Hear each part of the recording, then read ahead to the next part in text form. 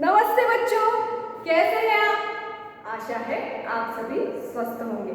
बच्चों, protocol follow कर रहे हैं ना? जैसे कि बार बार साबुन से हाथ धोना, 2 गज की दूरी रखना जब आप बाहर जाते हो तब, और मुंह पे मास्क लगाना, और जो जो वस्तुएं घर में आती हैं उन्हें सैनिटाइज करना या तो धो के लेना। ठीक है ना? कर रहे हैं ना आप फॉलो? लास्ट वीडियो में मैंने आपसे कहा था कि हम सिलेबस शुरू करने वाले हैं, तो आज से हम सिलेबस शुरू करेंगे। उससे पहले मैं आपको आपकी पाठ्य पुस्तक यानी टेक्स्ट बुक दिखाना चाहती हूँ। तो ये है इस साल की आपकी टेक्स्ट बुक, ठीक है ना? और ये है इंडेक्स, यानी इसे विषय सूची भी कहा जाता है या अनुक्रमणिका भी कहा जाता है। बच्चों, आज हम ये पोयम पढ़ने वाले हैं। पोयम का नाम क्या है? सीखो। पोयम को हिंदी में कविता कहा जाता है बच्चों। तो आज हम ये कविता सीखने वाले हैं, ठीक है? ये पाठ्य पुस्तक आपको जल्दी ही मिल जाएगी। तो चलिए मेरे साथ पहले कविता पढ़िए। फूलों से नित हंसना सीखो, मोरों से नित गाना, तरु की झुकी डालियों से नित सीखो शीश झुकाना। सीख हवा के झोंकों से ले कोमल कोमल बहाना, दूध और पानी से सीखो मेल जोल से रहना। मछली से सीखो स्वदेश के लिए तड़प कर मरना, पतझड़ के पेड़ों से सीखो दुख में धीरज धरना। दीपक से सीखो जितना हो सके अंधेरा हरना, धरती से सीखो सबकी सच्ची सेवा करना। बच्चों, कितनी सुंदर पोयम है ना? और इस पोयम के, इस कविता के कवि यानी पोएट कौन है? श्रीनाथ सिंह। तो बच्चों, हम डिटेल में अब ये कविता देखेंगे। उससे पहले यहाँ पे देखिए आपके पाठ्य पुस्तक में जो चित्र है वही सेम बनाने का प्रयास हमारे ड्राइंग टीचर ने यहाँ किया है। मस्त है ना बच्चों? तो बच्चों, कविता का नाम क्या है? सीखो। सीखो यानी लर्न करो। और कवि कौन है? कवि है श्रीनाथ सिंह। कवि श्रीनाथ सिंह हमें प्रकृति से कुछ सीखने के लिए कहते हैं। प्रकृति यानी नेचर। प्रकृति में क्या क्या आता है बच्चों? प्रकृति में 5 तत्व आते हैं। एक आकाश, पृथ्वी, अग्नि, वायु और जल। इन 5 तत्वों को नेचर कहते हैं, और इनके पास हमारे लिए देने के लिए भरपूर है।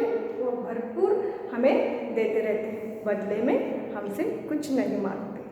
तो इन लोगों से, इन 5 तत्वों से, नेचर से हमें क्या क्या सीखने को मिलता है ये हम देखेंगे, ठीक है?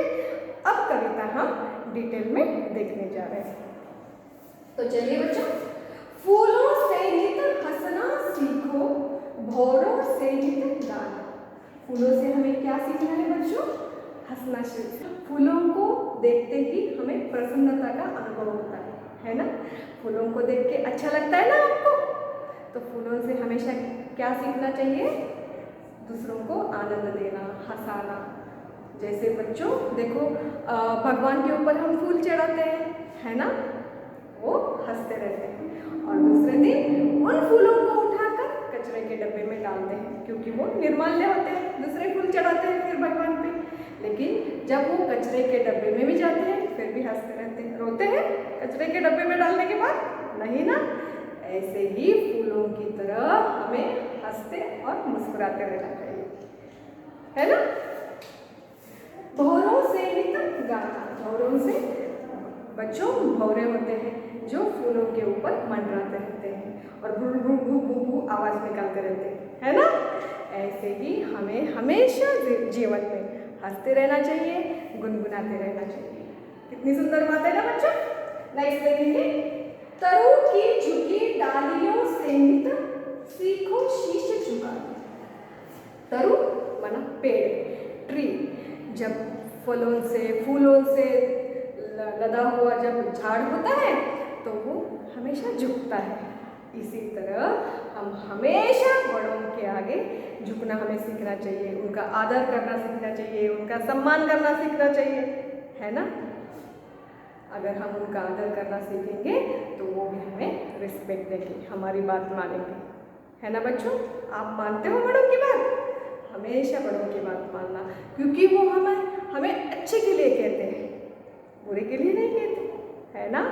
ऐसे ही भरपूर वृक्ष जैसे टहनियाँ माना ब्रांचेस जैसे झुकी हुई रहती है, ऐसे ही हमें हमेशा बड़ों के आगे झुका हुआ रहना चाहिए।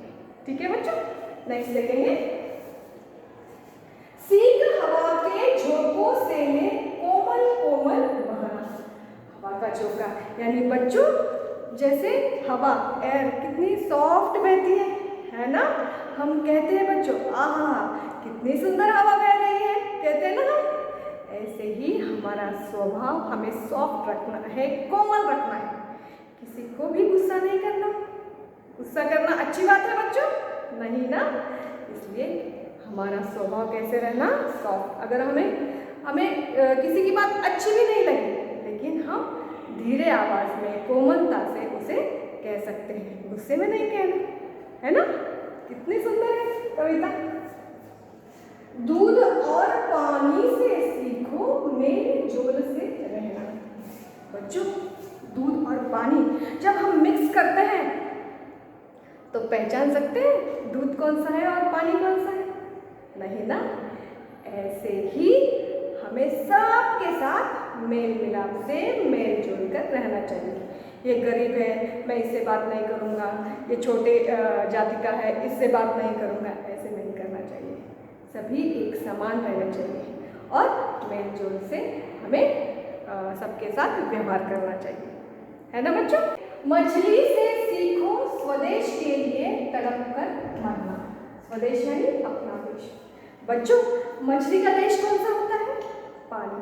वो पानी में रहती है, लेकिन बच्चों जब हम उसे पानी से निकालते हैं तो पानी में जाने के लिए कितना तड़पती है ना। ऐसे ही हमें अपने देश के लिए अंदर तड़प चाहिए, सम्मान की भावना चाहिए, प्यार चाहिए देश के लिए, कुछ कर गुजरने की तड़प चाहिए। सैनिकों की तरह हमें भी अपने देश में मर मिटने की भावना हमें होनी चाहिए। ठीक है ना बच्चों। पतझड़ के पेड़ों से सीखो दुख में धीरज धरना। पतझड़ यानी जब पेड़ के सभी पत्ते नीचे गिर जाते हैं, सभी लीव्स नीचे गिर जाते हैं और पेड़ पूरा खाली होता है, उसे पतझड़ कहा जाता है। यानी ऑटम में सभी पेड़ के पत्ते गिर जाते हैं। लेकिन बच्चों पेड़ दुख करता है, पेड़ रोता है? नहीं ना, वो वेट करता है, क्योंकि उसे पता है नेक्स्ट ऋतु में कुछ दिन के बाद पेड़ में पत्ते जरूर लगते हैं और वो पेड़ कितना अच्छा लगता है। ऐसे ही हमारे जीवन में सुख के बाद दुख और दुख के बाद सुख आने वाला है। जब हमारे दुख के दिन होते हैं तब हमें रोते नहीं बैठना है और हताश नहीं होना है, निराश नहीं होना है, क्योंकि हर दुख के बाद सुख तो आने ही वाला है ना। दीपक से सीखो जितना हो सके अंधेरा हरना। दीपक माना दिया। दिया से हमें क्या सिखाना है? जब दिया हम जलाते हैं बच्चों, आप दिया जलाते हो भगवान के सामने, शाम में रोज दिया जलाओ भगवान के सामने। और आज आप दिया जला के देखो, दिए के नीचे तो थोड़ा सा अंधेरा होता है, लेकिन दिया हमें प्रकाश देता है, उजाला देता है। ऐसे ही आप दूसरों की हेल्प करते रहो, मदद करते रहो और दूसरों को उजाला देते रहो। ठीक है ना बच्चों। धरती से सीखो सबकी सच्ची सेवा करना।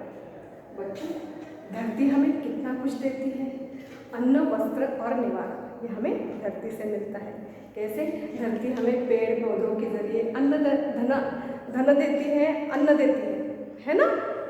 और हमें रहने के लिए हम धरती पे घर बांधते हैं, धरती हमें पानी देती है, सब कुछ धरती हमें देती है। बदले में हमसे कुछ मांगती है क्या? नहीं, देती ही रहती है। ऐसे वो सबकी सेवा करती रहती है। ऐसे ही आप बड़ों बुजुर्गों का आदर करो, सम्मान करो, जितना हो सके दूसरों की सेवा करो। और सेवा के बाद मेवा तो मिलता है ना। हमारा बुरा नहीं होता। जब हम दूसरों को हेल्प करते हैं, मदद करते हैं, तो दूसरे भी हमारी मदद करते हैं। हमारे बुरे दिनों में वो भी हमें हेल्प करते हैं। तो हमेशा दूसरों की मदद करनी चाहिए, दूसरों की ज़रूरत को पूरा करना चाहिए। जितना हमारे से हो सकता है हम दूसरों की हेल्प करनी चाहिए। ठीक है ना बच्चों? कितनी सुंदर पोएम थी। अभी हम इसके शब्दार्थ देखेंगे। बच्चों, ये रहे कठिन शब्द के अर्थ।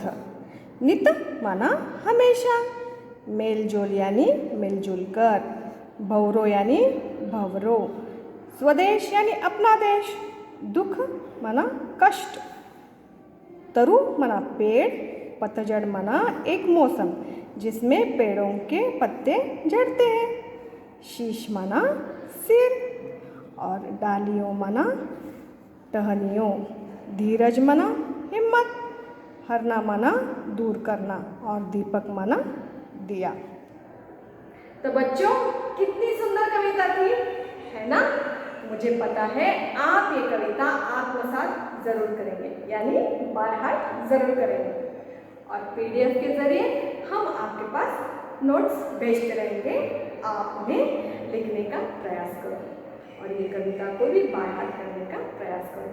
ठीक है बच्चों, आज तक के लिए इतना ही। धन्यवाद।